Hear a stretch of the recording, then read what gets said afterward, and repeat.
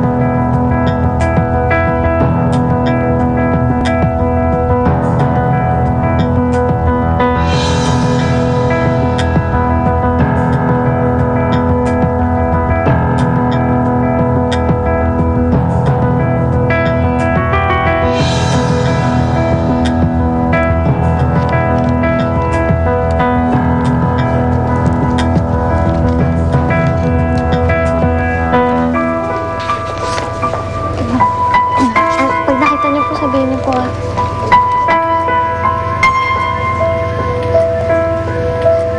Ate, sa tingin mo ba, gagana to?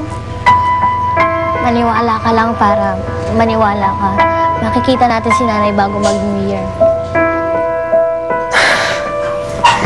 Wala niyo ako. Wala niyo ako dito.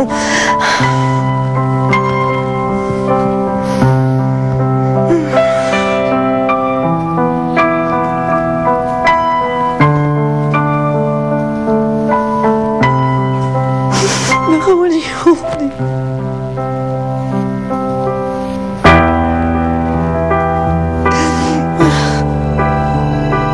Nakawala niyo. Nakawala niyo.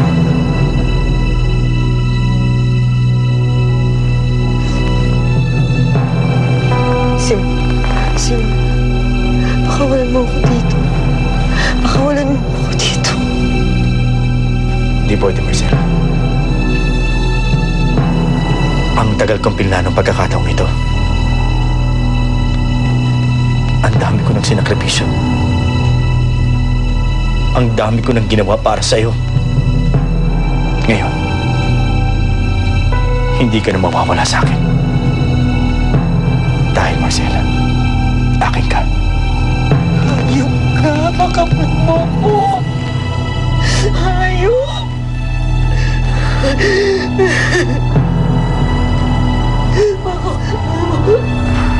Senator, Ayoko na.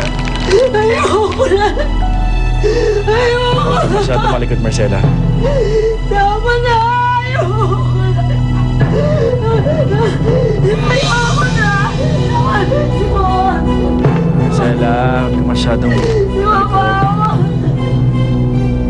Ayoko. Pakawalan mo. Simon. Masyado malikot, Marcela. Huwag ka masyado malikot. Ayoko na. Simon.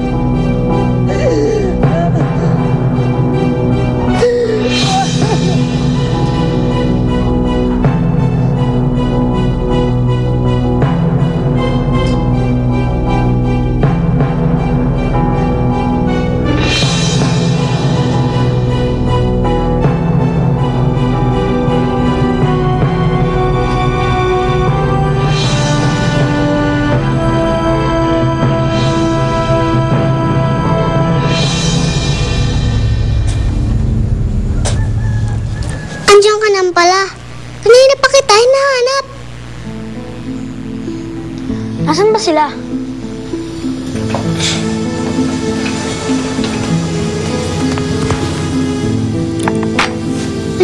ka umalis, hinahanap ang nanay niyo.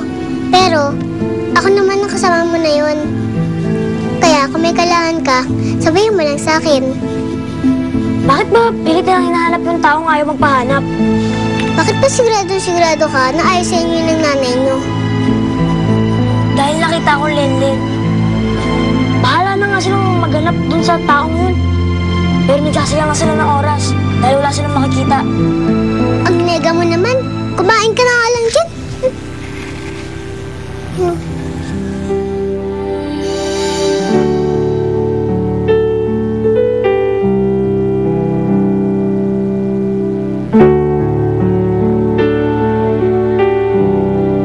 Huwag ka nang tatayo, huwag ka nang gagalaw.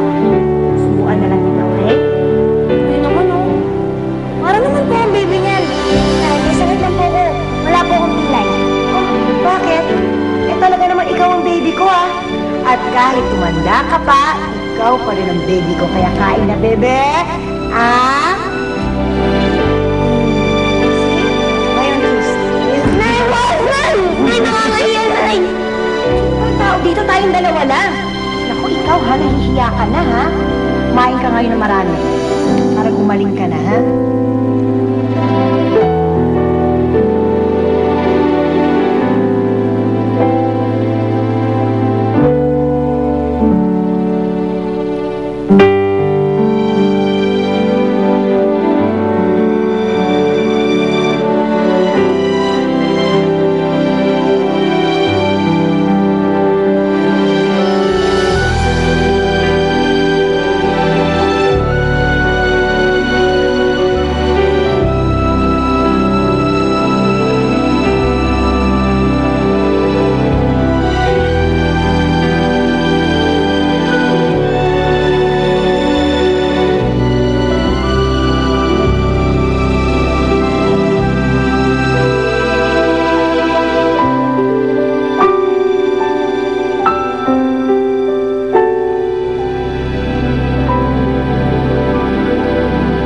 Ate, ito yung simbahan makita natin si nanay.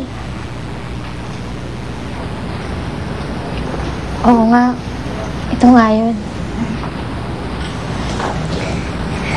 Sandali lang, ate. May alam akong paraan para makita ulit natin si nanay. Ano?